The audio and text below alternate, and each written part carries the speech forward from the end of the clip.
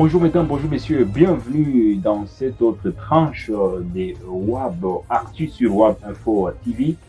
Vous le savez, depuis le lundi 15 août 2022, le Kenya est en train de passer un moment très particulier. C'est un nouveau vent qui souffle sur la présidence au niveau du Kenya avec au passage l'élection confirmée par la commission électorale de William Ruto comme étant le successeur, bien évidemment, de Uhuru Kenyatta. En tout cas, c'est un moment très historique pour le Kenya puisque depuis 2013, ce pays a été dirigé par Uhuru Kenyatta qui vient de passer une affaire de 9 ans à la tête de ce pays. Mais il est remplacé dorénavant par son désormais ancien vice-président William Ruto. Mais la question qu'on se pose dans cette tranche, dames et messieurs, est-ce cette élection sera au bénéfice ou sera-t-elle au bénéfice bien évidemment de la RDC si l'on sait que le dorénavant président du Kenya, William Ruto, a fait des déclarations un peu graves à l'égard de la RDC où il a dit notamment la RDC a plus de 90 millions d'habitants mais ne sait même pas ces pays, donc la RDC ne sait même pas nourrir ou bénéficier de ces richesses en quelque sorte. Des déclarations en tout cas qui ont fait jaser sur la sphère politique, également sociale au niveau de la RDC. On sait que à plusieurs reprises la RDC a fait recours au Kenya pour différentes médiations, mais est-ce l'avènement de William Ruto ne pourra-t-il pas perturber complètement les relations diplomatiques entre ces deux pays? On va décortiquer cela dans WAB Actu. Bienvenue.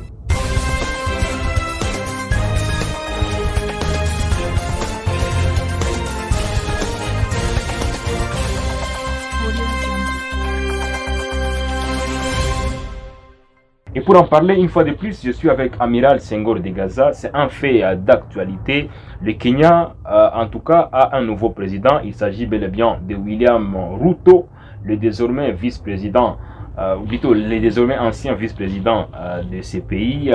Celui qui vient de remplacer Uhuru Kenyatta. C'est presque la même chose. C'était d'ailleurs prévisible.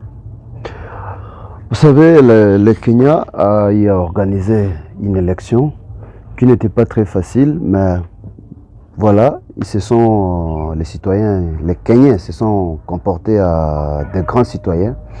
Et ils ont tout fait pour que tout se passe calmement.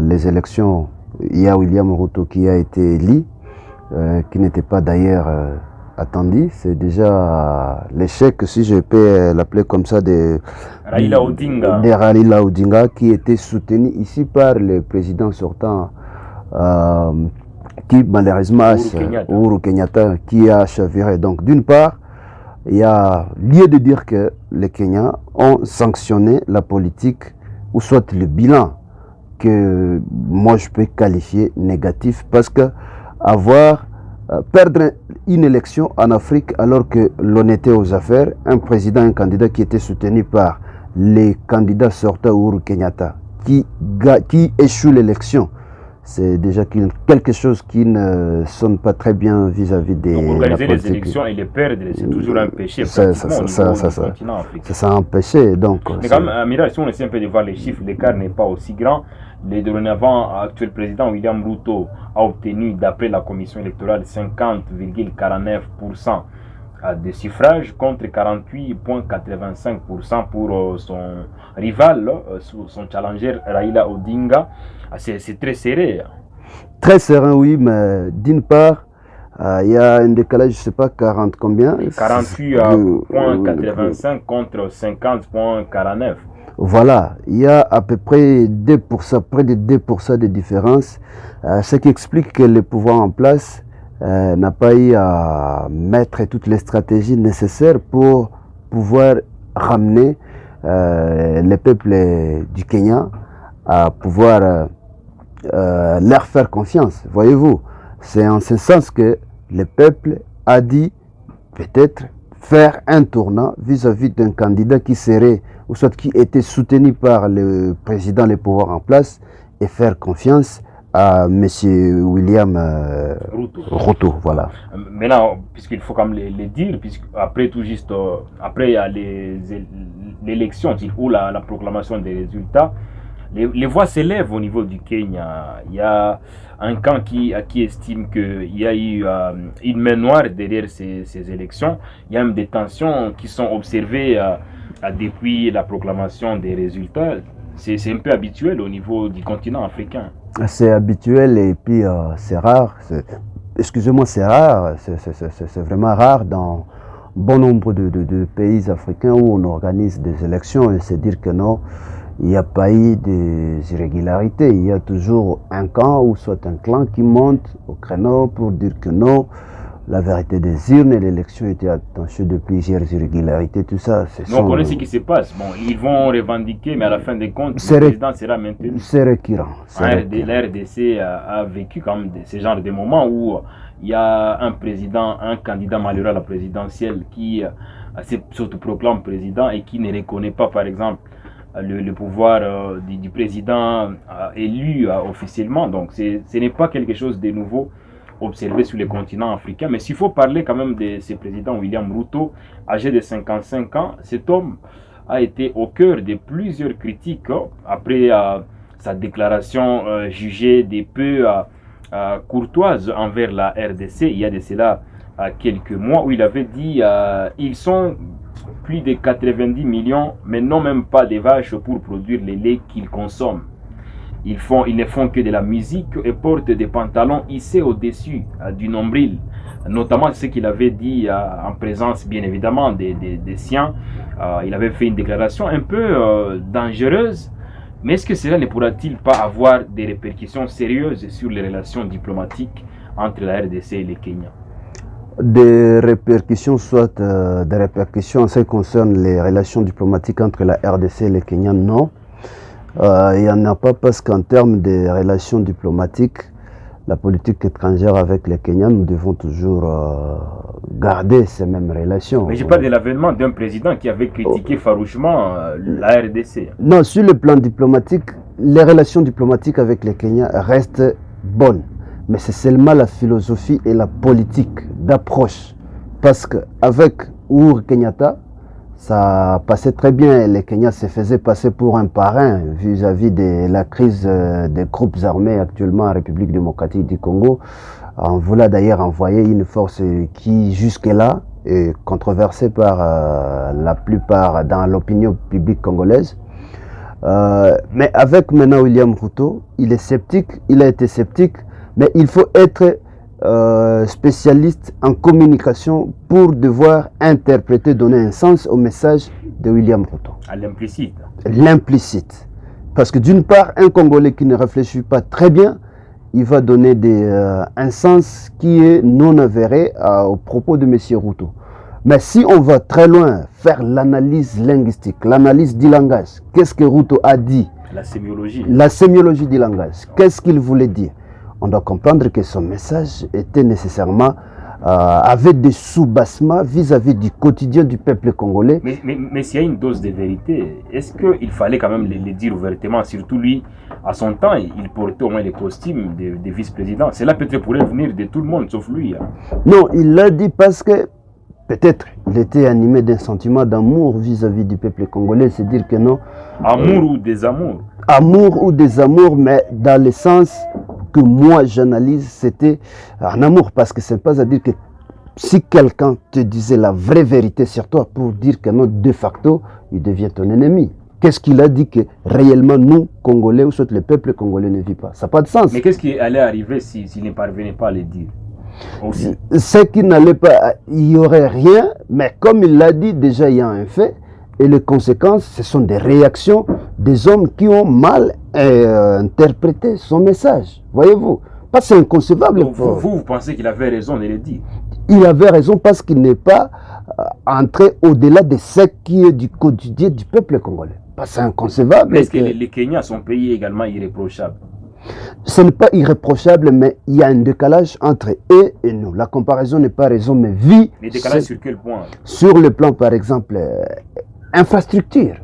Nairobi, ce n'est pas une capitale à confondre soit... Ne limitez pas quand même les Kenyans à Nairobi. Non, ce n'est pas... Il y a également des villes un peu compliquées Oui, sur le plan infrastructurel. je ne parle pas de villes. Les sociales au Kenya et les sociales au Congo, il y a un décalage. Un grand décalage? Il y a un décalage en termes de social. Parce vous pensez que les Kenyans ont des leçons à donner à la RDC? Des leçons, on imite toujours ceux-là qui ont réussi, par exemple, ceux-là qui ont des valeurs. Ils ont déjà réussi, donc pour eux, ça va déjà. À part des problèmes liés aux élections, mais les Kenyans, les sociales au Kenya, l'entrepreneuriat au Kenya, la jeunesse kenyane, non, c'est une jeunesse qui ne cesse de se distinguer, ou soit l'entrepreneuriat kenyan, ça se distingue partout au monde. Le voyage, ce n'est pas se cacher de le face du monde. Donc, ce que lui a regretté, c'est quoi au juste? Il a regretté le fait que les pays puissent regorger beaucoup de ressources et que la population puisse continuer à souffrir comme nous le constatons. En fait, c'est une inquiétude de sa part. Mais Amiral, si on reste même dans un fauteuil purement social ou sociétal au niveau de la RDC, lorsqu'il dit ils ne font que de la musique et portent des pantalons hissés au-dessus du nombril. Donc il veut généraliser, il n'a pas parlé quand même d'un certain nombre ou d'une couche quelconque de la population. Il parle généralement de la population congolaise qui n'est là que pour la musique et pour hisser des pantalons au-dessus du nombril. C'est quand même une critique un peu sévère qu'il faille condamner. Critique sévère, mais une vérité. Une vérité pour toute la population congolaise, même vous. Craché, c'est-à-dire quoi? Il a parlé directement, il a critiqué les pouvoirs de Kinshasa vis-à-vis du réel des Congolais. Il ne critique pas les pouvoirs, il critique en même temps les pouvoirs et la population, donc les gouvernants et les gouvernés.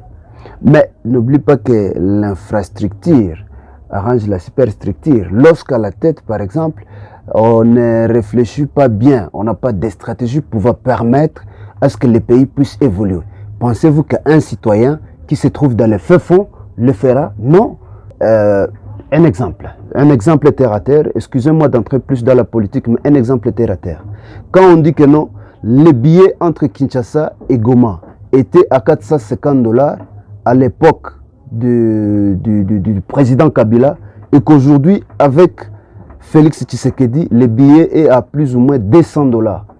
Mais ça, on doit se dire la vérité. C'est un fait réel, ce n'est pas quelque chose qu'on a inventé. Donc, si on peut, par exemple, critiquer le président Tshisekedi, et d'une part dire que non, dans l'aviation, voici la différence entre le régime de Kabila et le régime de Tshisekedi. Moi, je reste sur sa phrase ici. Oui. Les Congolais ne font que de la musique et portent des pantalons hissés plutôt au-dessus du nombril. Mais là, il parle des Congolais, il ne parle pas de Tshisekedi ou de quelqu'un d'autre. Il parle des Congolais, vous également. Donc, ça veut dire quoi implicitement? Parce que vous avez quand même pu analyser ce qu'il avait dit en Suisse d'une façon un peu sémiologique, ou s'il faut le dire ainsi, et implicitement vous avez décortiqué cela.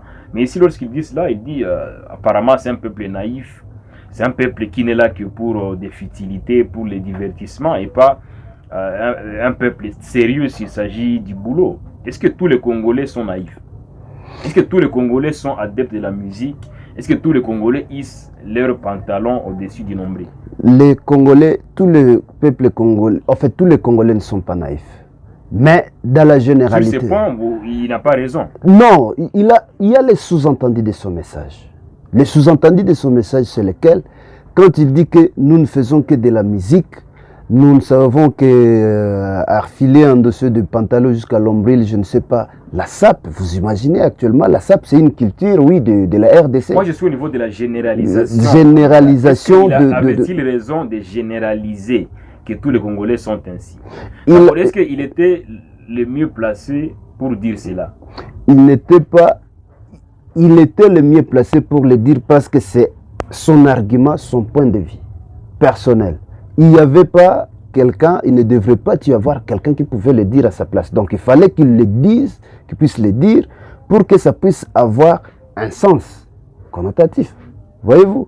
Mais s'il ne pouvait pas, s'il ne l'avait pas dit, voilà, ça n'aurait pas de répercussions que l'on a connues. Donc, s'il généralise le peuple congolais, parler du peuple congolais, c'est quoi? C'est le gouvernement en place. C'est ça, en fait. Bon, les gouvernements congolais et la population. Le gouvernement congolais. La population lambda, par exemple. Le gouvernement congolais est là pour éclairer, pour guider le peuple congolais, pour guider toute la République.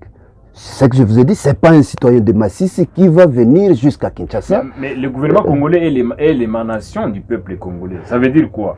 Ça fait partie du peuple congolais. Ce n'est pas le peuple congolais dans un sens général. Ça veut dire quoi? D'un côté, il y a des dirigeants qui sont là, qui font partie intégrante, évidemment, du peuple congolais. Voilà, il y a également des citoyens lambda quand même. On sait que la RDC, aussi sur plusieurs aspects, quand même, se débrouille pas mal à des jeunes qui se distinguent dans plusieurs domaines. Non, il y a des jeunes qui se débrouillent dans plusieurs domaines, bien évidemment, mais il y a peu de jeunes qui sont en train de réfléchir pour devoir prendre conscience en ce qui concerne de mandater une personne dans les instances supérieures, par exemple à Kinshasa.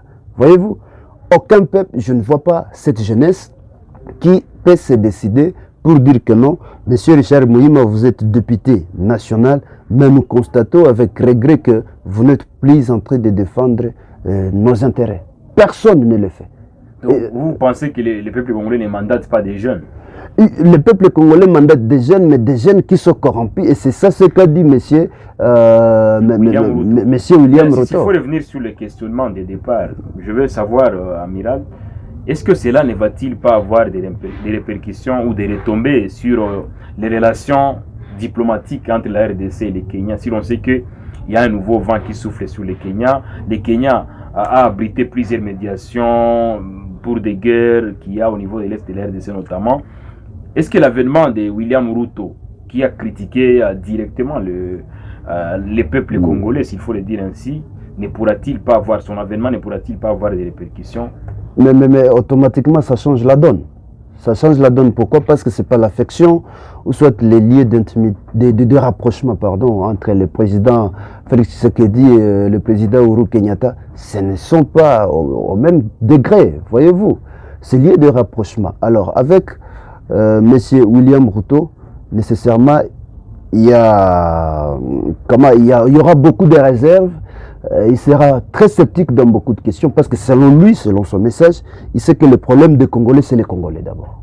Le problème des Congolais, c'est les Congolais d'abord. Pour lui, il ne veut pas que les Congolais puissent continuer à chercher la solution ailleurs, alors que la solution émane ou soit dépend de lui. Donc, je soutire dans tout ce que vous venez de dire que, bien évidemment, les relations ne seront plus les mêmes. Les relations ne seront plus les mêmes parce qu'il y a un changement de pion, il y a un changement de poste. Il y a un changement de poste. Lui ne veut pas que le peuple congolais puisse chercher des solutions ailleurs. C'est sa philosophie. Et comment est-ce qu'on va travailler avec lui? Donc Kinshasa doit devoir développer d'autres mécanismes et revenir en arrière parce que ça ne sert à rien de pouvoir coopérer ou soit faire confiance à quelqu'un, donner une certaine considération à un individu ou soit à quelqu'un qui ne le fait pas. Au retour, dans les relations diplomatiques, c'est 50-50. Vous me faites la main gauche, je vous donne la main droite. C'est comme ça. Voilà. Je pense que c'est bien fondé. Mesdames et messieurs, on est à la fin. En tout cas, de cette tranche WAB Actu, merci beaucoup une fois de plus, Amiral, d'avoir éclairé certaines zones d'ombre au sujet de ces feuilletons, s'il faut le dire. Un feuilleton, c'est un peu dur, mais au moins c'est un fait d'actualité, puisque le Kenya vit des moments très particuliers avec l'avènement de William Ruto à la tête de ces pays, au bout quand même d'une élection présidentielle, en tout cas très compliquée, où les deux protagonistes, ou les deux challengers, William Ruto et Raila Odinga, ils se sont séparés, que il y a eu quand même un écart qui est moins considérable, 50,49% pour l'actuel président et 48,85% pour son challenger Raila Odinga. C'est très compliqué. On est revenu longuement sur la projection sur les relations diplomatiques entre la RDC et le Kenya, avec à la suite de l'avènement de William Ruto à la tête du Kenya, un président qui a quand même critiqué farouchement le peuple congolais. Et Amiral estime que, en tout cas, ce qui est sûr est que les relations ne seront pas les mêmes Et il faudrait voir comment... On doit revoir les cartes. Revoir les cartes et travailler sur les relations diplomatiques entre l'RDC et le Kenya. Merci beaucoup, Amiral. Merci, c'est tout un plaisir. Merci à vous toutes et à vous tous qui nous avez suivis du début jusqu'à la fin. On se retrouve la fois prochaine pour décortiquer un autre fait d'actualité. À très bientôt.